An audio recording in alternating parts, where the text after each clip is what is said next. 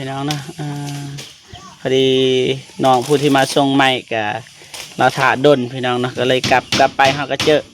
กลางทางพี่น้องนะบ่จิบก็เลยเอาเงินให้เลยแต่ว่าบ่ได้ถ่ายคลิปจำนวนเงินก็คือเก่าพี่น้องซ้ำเก่าพี่น้องเนาะเป็นงบของแม่พิมพ์นะพี่น้องนะ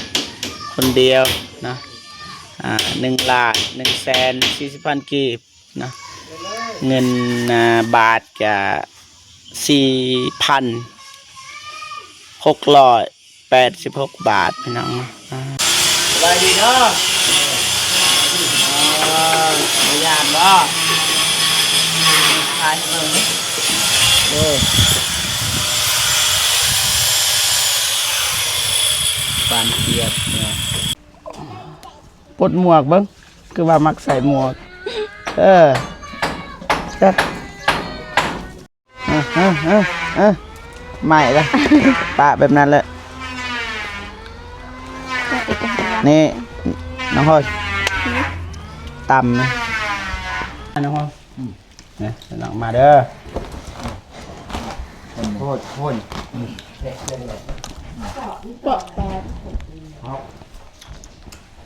มากินข้าวน่าได้บ่ไม่ปะไอ้เบาจ้ะลืมเนื้อแล้วบ่ไอ้เป็นใบต้นแม่กับพ่อน้องโฮนี้บริกินนะดิบได้พี่น้องก็เอิ้นว่ายังก้อยลาบเอิ้นว่ายังนี่ก้อยมอตัวนี้เด้มาเพี้ยใช่บีมีกันมาเพี้ย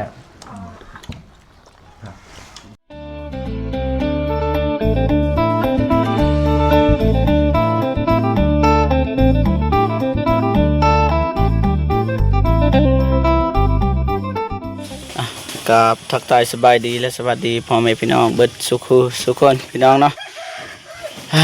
พบกับเบาเจ็บแชนแนลคือเก่าพี่น้องเนาะตอนนี้เบาเจ็บจะเดินทางมาฮอดบ้านน้องฮานเป็นทีเรียบร้อยพี่น้องนะบ้านน้องฮานน้องโฮนี่แหละตอนนี้เบาเจ็บจะมาฮอดพี่น้องนะพอดีน้องผู้ที่มาส่งใหม่กับเราถ่าดนพี่น้องนะก็เลยกลับไปเขาก็เจอกลางทางพี่น้องนะบ่จิบก็เลยเอาเงินให้เลยแต่ว่าบ่ได้ถ่ายคลิปจำนวนเงินก็คือเก่าพี่น้องซ้ำเก่าพี่น้องเนาะเป็นงบของแม่พิมพ์นะพี่น้องนะคนเดียวนะ1,140,000 กีบนะเงินบาทกับ4,686 บาทพี่น้องพอดีแม่เพิ่นโอน5,000เลยพี่น้องนะเงินก็เรือแน่เขาก็ซื้อของกินของยาให้ไอ้สร้างเพิ่นพี่น้องนะซื้อปลาใหม่เรียบร้อย38 โตพี่น้องแต่ว่าเบาเจ็บก็ซื้อปลาพี่น้องนะโลนึงปลานิ่นนี่แหละแล้วก็มีเครื่องสบายดีเด้อน้องโฮยโดยสบายดีได้จับกล่องให้ไอ้หน่อยน้องห่านไปใส่น้องฮานไปหับจ้างป่ะแมนน้องคือบ่ไปมื้อนี้บ่สบายมื้อนี้พักดีซอยจันนี่เฮ็ดมากินในซาอันนี้ป่าเด้อโดยอันนี้ก่อนพี่น้องนะไปเอาเครื่องแม่เพิ่นส่งมาให้พี่น้องเนาะเอาเจ็บกับไ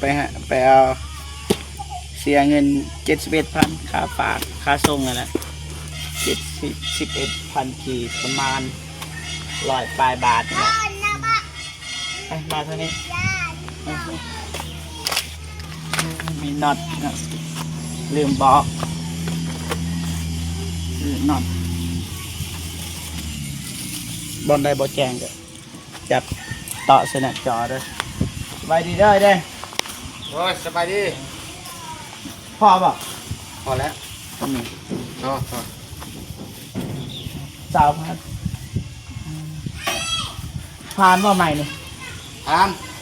ป่ะแม่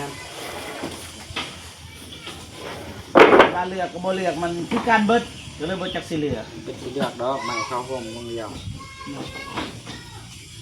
ส เลือกเพราะว่ามันคือการช่วงนั้นที่เราได้เลือกอยู่เพราะว่ามันมีตัวงานตัวพิไลมันทำไปเบิ่งมือนี่เลย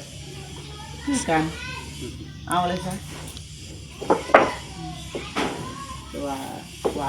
ที่มาจ่ายเงินอยู่นี่แต่ว่าน้องเพิ่นมาถาดนนะ แม่คนบอกให้เขาโทษช่องทำเชื่อ ทีนี้เพิ่นก็เมื่อบัดนี้ครับก็เจอกลางทางครับกระจายเงินให้เลยเมื่อชายคิดอยู่ยังไงทั้งหมดทั้งมวลกับแม่พิมพ์จัดการคือเก่าทั้งหมดทางแม่เพิ่นก็เบิดเลยเด้แต่นับแต่นี้ต่อไปก็แม่พิมพ์เอาสอบข้าสร้างให้นะให้แดงไงบอกที่ว่าไม่ใช่ว่าอยากบอกเรื่องอันนี้แหละปูนนะปูนแห่ทรายไอ้มาเลยวะก็ปากันอะไรค่าปูนอะไรกันได้ ปูนสอบ1 บาทกับ70ปูน70,000 เอาไม้ให้อายนะ สอบ1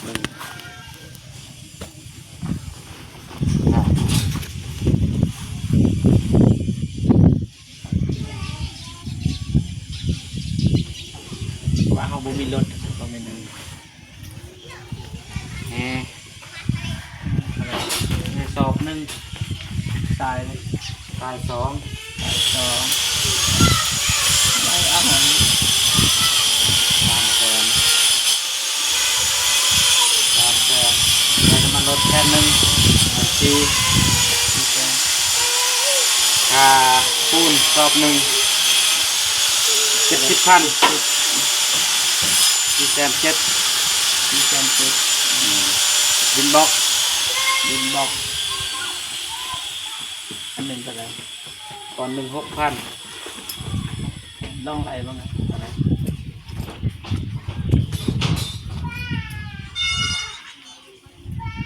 เงินนี่อยู่เงินเรือซื้อน็อตเปลี่ยนมือนั่นแต่ว่าแวะมาเอามือนี่อายเพิ่นโมอยู่อายเพิ่นบอกให้ส่ง QR ไว้แล้วเราจะโอนให้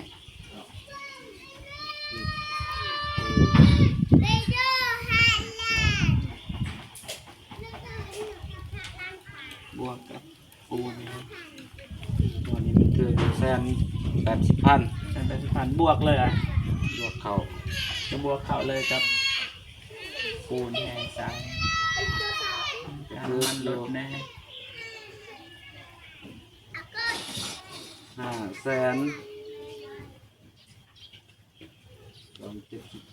500,000 เอาเส้นให้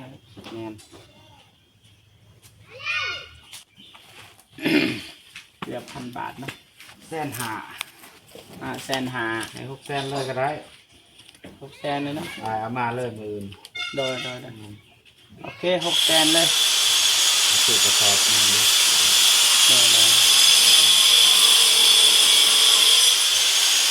จัดไปมือเนาะ จ้า ฮัดไปที่จัดการนะ เนาะ แต่ว่ากินมากินก้อนนะเป็นไง แม่นแล้วคุณก่อน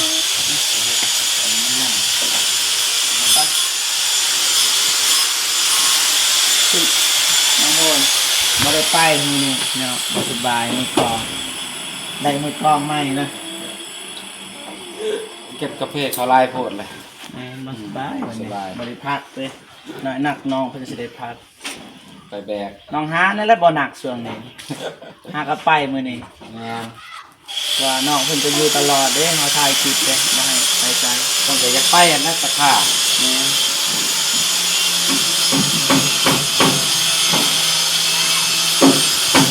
ไม่พอแล้วบัดนี้นะ พอแล้ว ไม่เสื้อลายยังก็พอ แม่น ซื้อเพิ่มก็ได้บนลูกกระปูนะลูกกระปูพอบ่ คิดพ่อเลยแล้วพอจังว่ากันกันเรือหันกันแต่ว่างบมันบ่หลายบ่จะน่าจะวางมันบ่มีงบอีกยากอีก เห็นบ่มีแล้วไม่แต่แม่พิมพ์เพิ่นเลย จัดการนี่คือไม้เมื่อกี้นี่มา แต่สิลมกันเรื่องตัวนี้นี่แหละสิเกาะออกสิเพิ่มให้อายว่าตอนใดสิเพิ่ม ตัวนี้เกาะเบิ่งนี่บ่ แม่นก็ไล่ได้เป็นมือสองมือมันยากเข้าเกาะอารมณ์กันแต่ตำลึกแต่ว่าแอมแต่แอมกากันไดบ่ได้ไล่คันเราบ่เกาะมันก็บ่ได้อีกนี่ก็อีกคือกันไดเลย มันก็เกาะนี่ตั้งเสาหนึ่งได้แล้ว ก็เอาตัวนี้ลงมาพี่เลยน้ำมันก็ซับไปพุ่น ว่าน้ำมันสัตว์มานี่ให้มันสัตว์มานี่นั่นน่ะทางนั้นประมาณทางนี้ให้มันขัดกับตัวนี้เลยมันขัดกันเลยได้ปะ มันได้มันก็ขี้ลายนะ นั่นน่ะแรงงานเนาะคือว่า มันสอดมัน ลองคิดว่านะมันสอนแบบนั้นนะฮะมันเปลี่ยนแปลงนะ ธรรมดามันก็ลงตามกันไดเลยเอาขึ้นมาแต่กันไดเนี่ยเสียดในตัวของคนอื่นจะเอาสำนักข้าวนี่ไงล่ะนี่ไงก้างสิเด้อมันก็ชื่อ มันงามเลยนะมันใหญ่มันเป็นงามแต่ว่าไม่ทอยก็ไม่ อ๋อ พอนะเป็นรถอะไรก็ได้วันอะไรมันมา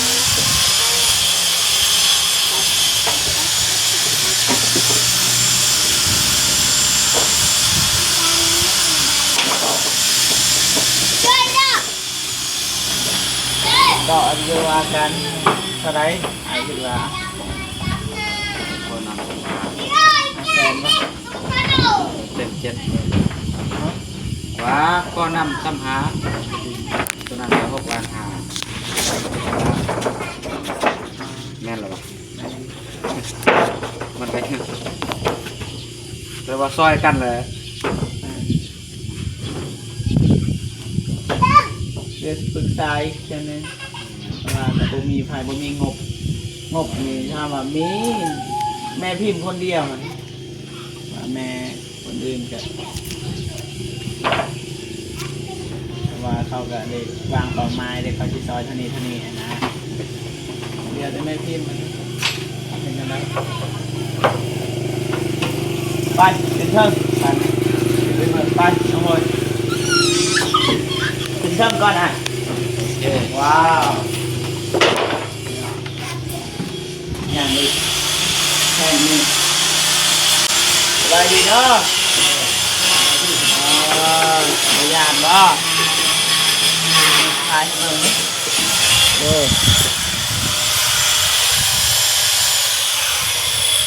ปานเกียบเนี่ยดีนี่ก็คันว่าเรื่องสีตัวอย่างว่าเรียนดินนี่สีนี่มันแพงแม่นบ่อ่ะเชียนแพงเลยคันว่าเรื่องดินเรียนก่อนะ แม่นกันว่าเรื่องดินเขาซื้อซีมากแพงเขาซี แพงเสียนี่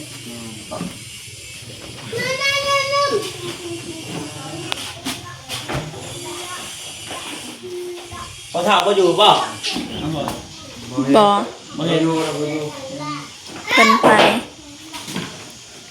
ไปวันนี้พันสัตว์เอาจะไปเห็ดน้ำกินขาเลยไอ้ โอเค เอาไม้ยืมไม้วันนี้ขอคืนโอ้ยจ้า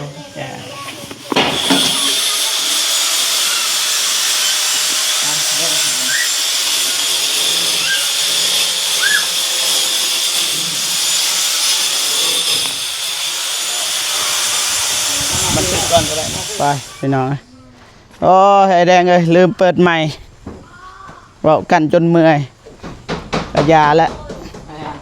เอาแต่ภาพนี่ก็ได้แล้วเจ้าหน้าที่อธิบายตื่นพี่น้องเนาะ เตะ สบายดีเด้อเอื้อเด้อ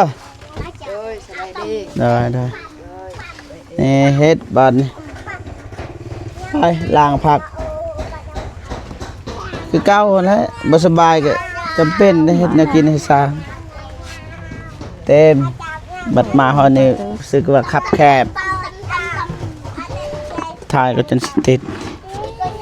ตายเลย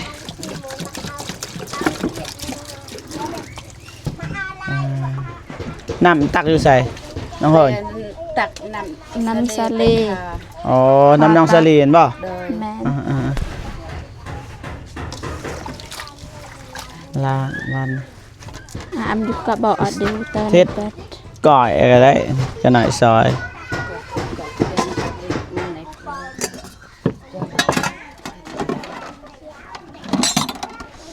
ล้างผักเบิดเท่านี้บ่ผัก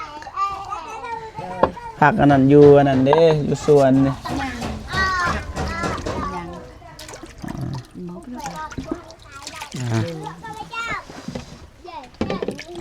เห็ดกินอยู่เพื่อนบ่มีน้ำเพื่อนไปขอน้ำน้องสลีขอเขาเห็นอะไรน้องสลีมีน้ำขอเอาอันละไปตักไก่กะยา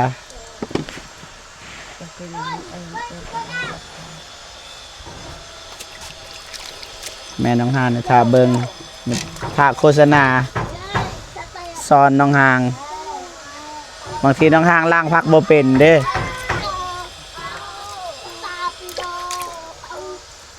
น้องหางไปใส่น้องหาง รับจ้าง กับอนันนางงาน ไปครับจ้างคิดว่าสิได้นอนพักแล้วบ่ได้นอนนี่บ่สบายน้องหอย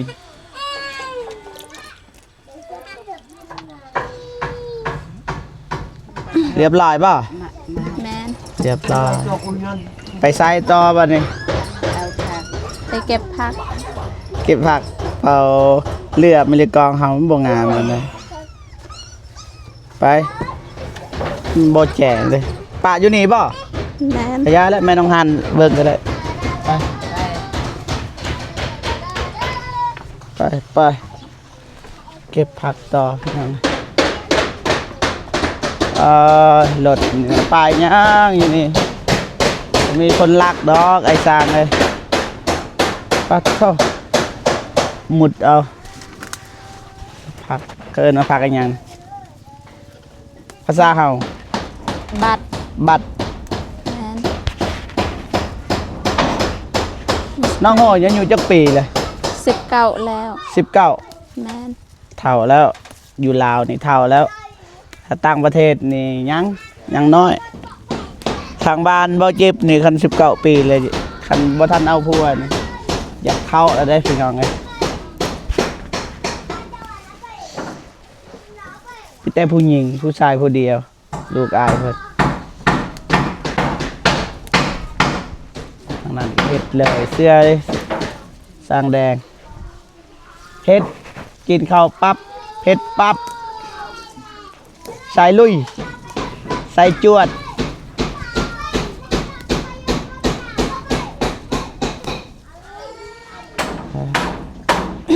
เก็บบาดปลาหมักเผ็ดนะ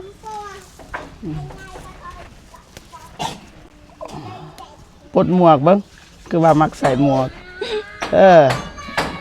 จักเอาก็เริ่มถ่วงพี่น้องเลย พอบ่สนิ ขึ้นมาเลย พอแล้ว น่าจะได้แล้วไปพี่น้องเลยเฮ็ดเรากินให้อ้ายสร้างเพิ่นพี่น้องมา คำสุพรรณ เรียบร้อยของบ่ฝนงามบ่ เดิน เฮาในบ่งามบันได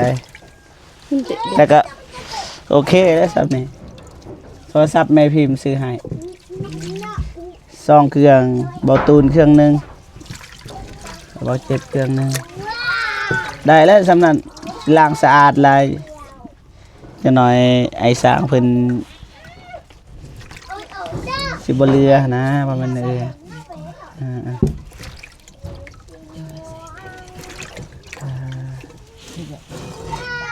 ซอยกันแม่นี่บ่อยากอยู่ซื่อเจ้าอยู่ซื่อๆก็ได้ให้น้องโหยจัดการเจ้าพักแห่งบ่สบายปลาแห่งบ่มีน้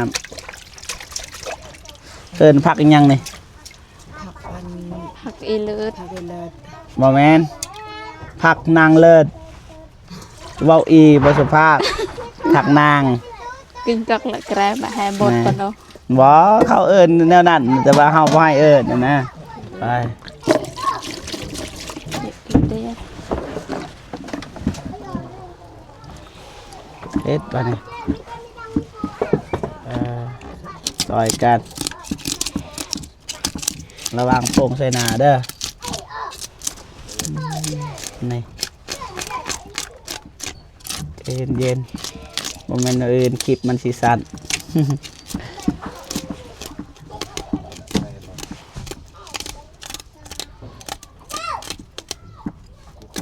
นี่มันจะอัด นางเบิงทานผู้ชมที่ดีบ่ต้อง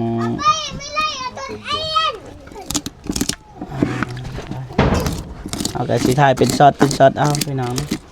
แอร์ได้หนอกในแตงเนาะ แม่ดังแฟนบีจงงมไว้นะยานมันทางนี้เรียบร้อยสมือไพ่เบิ่งเอาพี่น้องนะซอยนี่กันบ่แม่นน้องโฮนเจ้แม่นผู้หนึ่งและในหันพี่น้องเลยอย่าติอย่าด่าเด้อไอ้สางเลยนี่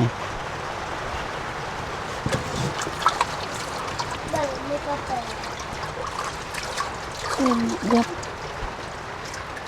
อันนั้นโอ้โหก็ประมาณมาไม้ใส่ดักนี่ ใส่รถอยากใส่สำใดก็ใส่โอเคได้แล้วใส่ละสำนัก มาดอ ด มั อน เบะนัง พอดีแล้ว กระนับเย้ผู้เร็วเลยไปให้มา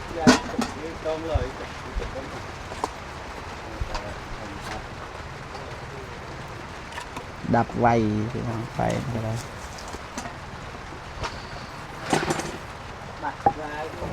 บัตรเหรอขอบ มีแล้ว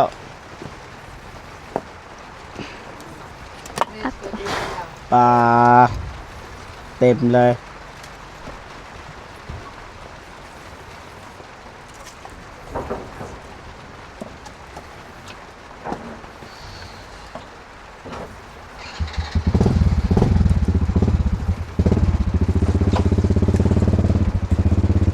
ตลาดเขาแหวะแต่มักนาวกระทานโซ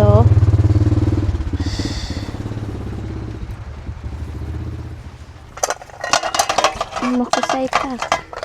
เต็มเลยพี่น้อง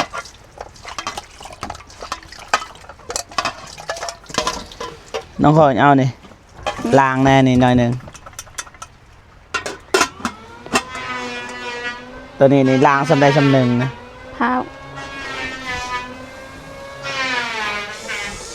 ปลาควัน จะ ไฟ ไม่เฮว พี่น้อง จา เอ้ย ดอก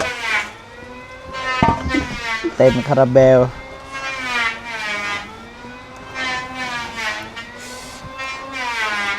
กูใส่กระเวียนแล้วอันคือดูหมาแล้วพักอะไร เห็นบ่ บาลาม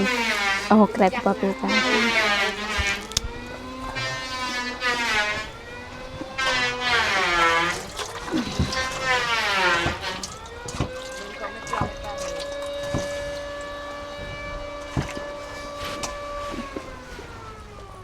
ครับแคบพี่น้องโอเคใส่เลยใส่เลยใส่เลยล้างตัวนี้ก่อนน้องฮานหน่อยหนึ่งล้างสำใดสำหนึ่งอะนะ เย้ยให้สะอาดเลยดอกเร็วไม่ให้เราเบลโอเอง ว่าล้างแล้ว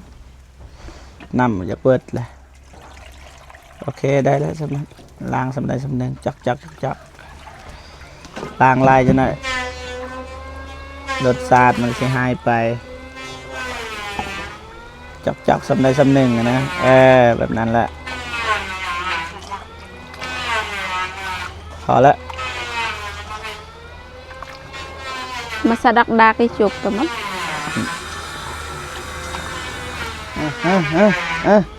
ไม่ละ ปะแบบนั้นแหละ ก็อีกอัน นี่น้องพลอยตำนะ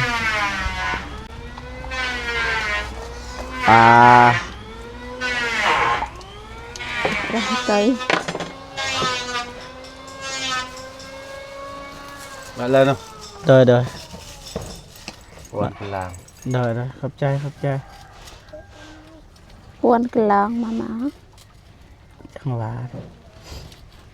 สำใดก็ซื้อแล้วผักนาว นี่หมักนาวมะนาว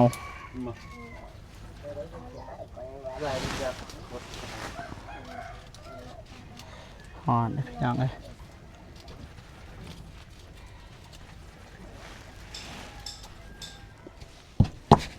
เจ็บเด้อ เคลียร์ตามเบาๆคอยตามก่อน อาปันเนาะตัวกินเนาะน้ำหนาปัดรก มันหน่อยเลย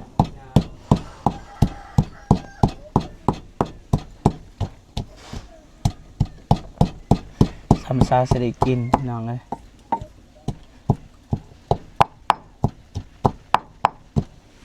เสียวอะไรอะไรต่อ อ๋อได้แล้วใช่เบิ้งเลยโอเคได้แล้วได้แล้วพอแล้วให้ท่านผู้ชมในทางนี้นี่สั่งสอนนี่เด้อบอกกันแน่ตัวใดบ่ถือเกิดซอยๆกันจะใส่น้อยหนึงก็ได้เนาะกันนะ นี่ สำเนีบ่ โอเคได้ใส่บัดนี้ปลาเจ้าใส่เลยใส่เลยใส่เบิดนั่นนะขับแคบไปหน่อยเรียบร้อย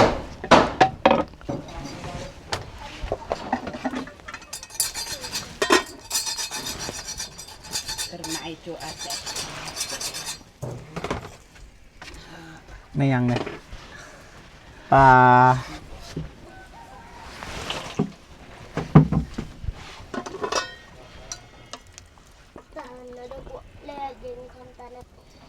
ได้แล้วน่าจะแสบแต่ตามเลยเป็นเลยไปบอกหน่อยเด้อก็ได้บ่เป็น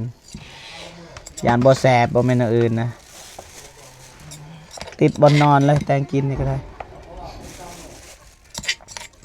ใส่จะเลือกเลยว่าใส่ตัวใดไหนซอยๆกันเรื่องเห็ดเป็นนี่เป็นอยู่แต่ว่ายันมันบ่แสบ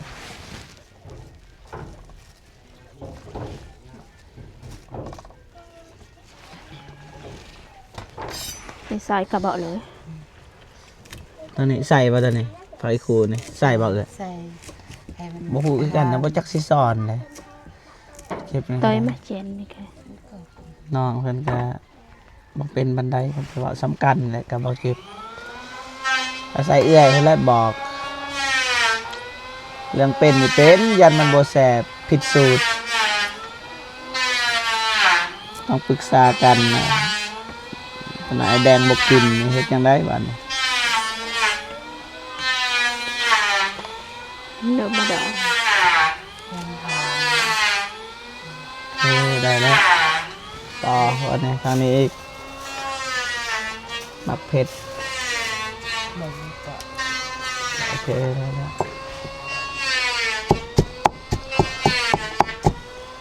ถ่ายเป็นช็อตเอาเอื้อยเฮ็ดเป็นบ่แบบนั้นเป็นบ่ เป็น เป็น เป็น เคยเฮ็ดบ่ เราประวัติเบิ่งอยากฟังเคยไปเฮ็ดบ่อนนี้บ่อนนั้นบ่ใส่เกลือลายเด้จะใส่เกลือลายเด้กินบ่ได้แป้งนัวนี่ใส่หลายๆแล้วนะ เป็นงอปอก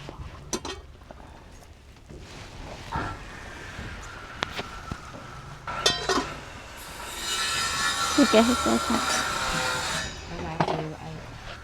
โหยหันกะหว่า คือยาแล้วเจ้าหน่อยก็ได้อย่างนั้นรอภาษา FC มือตึ๊บพี่น้องเลยเรียบร้อยตัดแจวเรียบร้อยไม่ได้ไปมอบให้สร้างอันนี้สุดไอ้สร้างเพิ่นสิเฮ็ดแบบใดโดย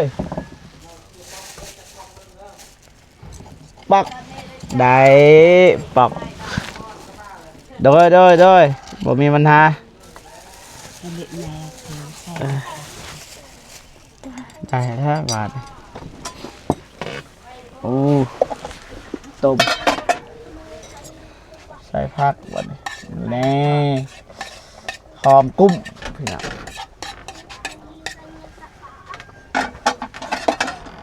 น้องเพิ่นบ่สบาย น้องเพิ่น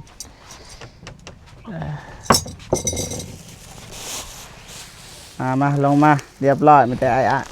อ้ายเพิ่นเฮ็ดสิเฮ็ดแบบใดจักแซ่บจักบ่แล้วน้องหอยทางนั้นก็บ่พักบ่เศร้า มา โอ้ ตกใจว่า บางยานี่ก็ได้เว้าอยู่แต่ว่ามันพอได้เปิดใหม่ลืมเปิดใหม่ทั้งหมดทั้งมวลก็คือห้องแม่พิมพ์พี่น้องนะไผสิปรุงบ่นี่ กูจะเลยต้ม บี้ บอกแล้ว แป้วบี้เนาะ แม่น ลืม ได้นอกคนเอาปอกสิ บักว่า แกข้าว โดย เป็นท้องแสบ อ้ายค่อยจะหน่อยเมาเบิ่งนะบ่ได้ขึ้นหลังคานะ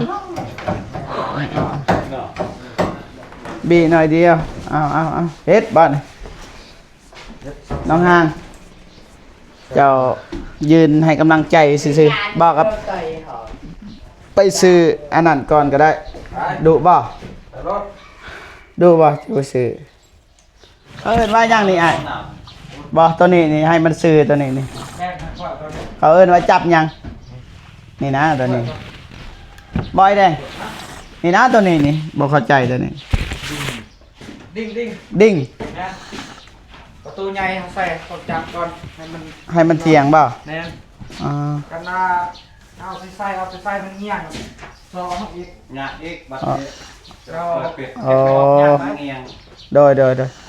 เข้าใจแล้วนี่ทางกลางเลยแต่นี่ฮอตนี่นี่ฮอตนี่ประตู nhanh nè bộ cổ ไม่ยังบ่ครบออกเติมต้องโหยจัดการ đua nó cho chú lấy ชอบ sao không มาผมมา เฮ็ดเองกินเอง สิแล้วเชื่อมนี่แหละเป็นคนครับโอ้สิได้เจ้าแล้วกินเนาะ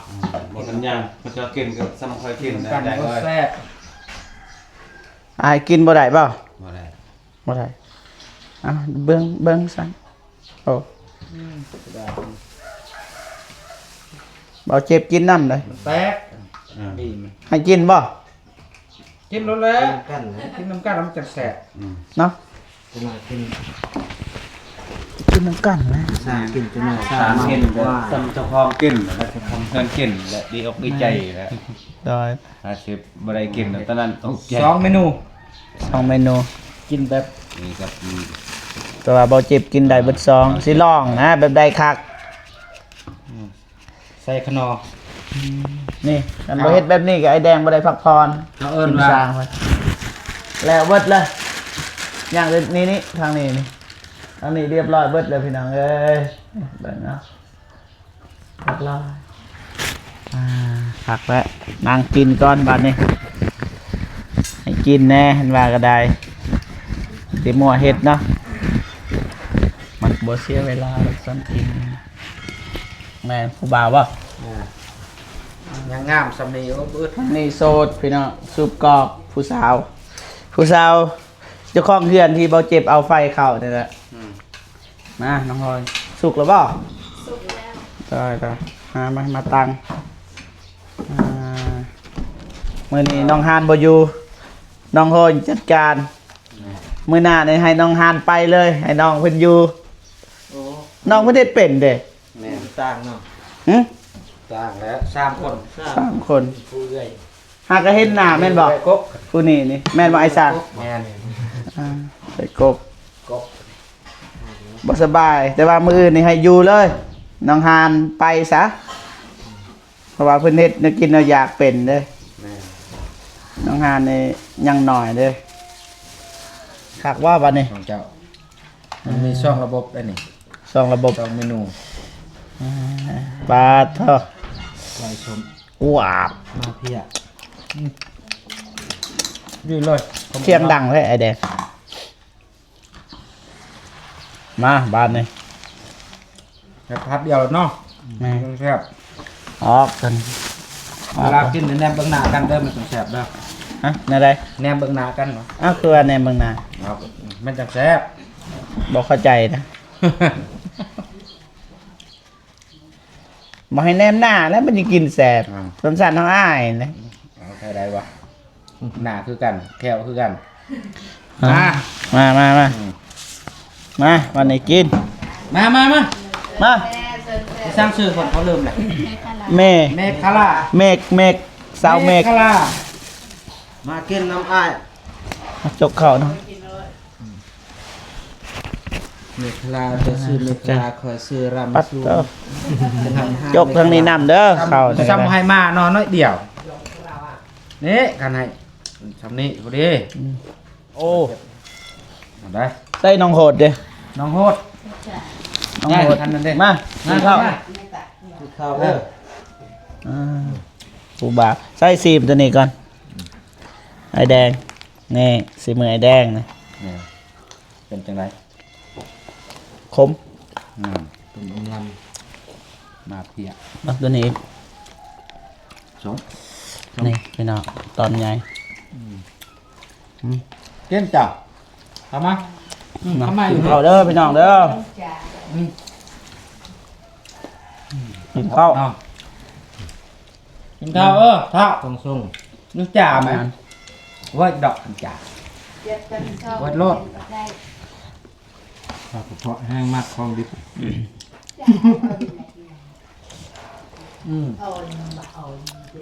พอคุณโบอยูสับปิกหน่อยนะปิกหน่อยบริยู มาเพ่ อันนั้นพ่อเนี่ยพี่น้องมาเด้อ โคตรโคตร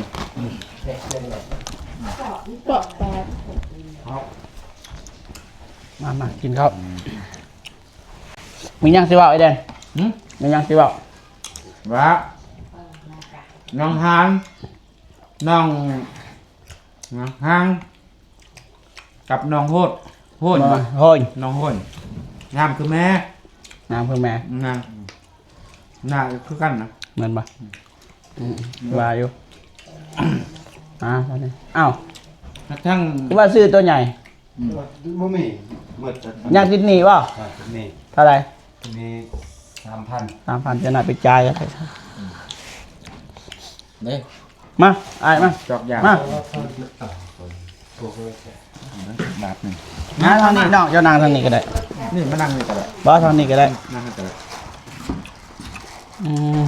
มาวันนี้ปักเปิดไปกินเอาดิบเด้ มา นี่ไปน้อง ปอกจับจอกนะเกี่ยวข้าว บบันไดเด้อมาเด้อไปน้องเด้อพักผ่อนก่อนแป๊บหนึ่งกินข้าวบอกว่ากันเด้อพี่น้องเอ้ยมาได้อ้ายบ่ไม่เบิ่งอ้ายลองยา เดินเหนื่อยนะ ลืมเนื้อแล้ว เพลงเป็นนักห้อง บ่อ้ายเป็นไวต้นแม่กับพ่อน้องโหยนี้บ่ได้กินนะดิบเด้อพี่น้องเกินไว้ยังนี่ก้อยลาบ ก้อย เกินไว้ยัง อันนี้ก้อย หมอตัวนี้เด้อ นี่มาเพี้ย มาเพี้ย ใช่บี มีกันมาเพี้ย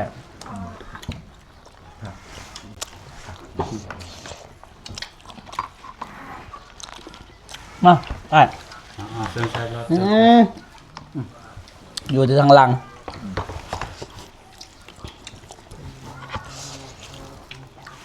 ต้มนี่สีมือน้องโฮยแต่ว่าเรื่องปรุงอันนี้นี่จุอายเพิ่นลาบก้อยอหยังแหละมาเพีย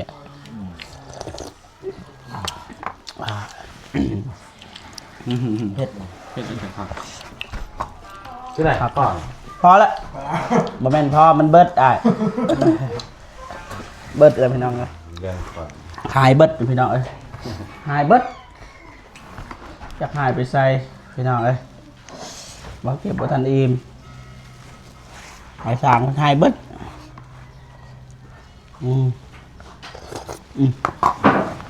เอาละมัน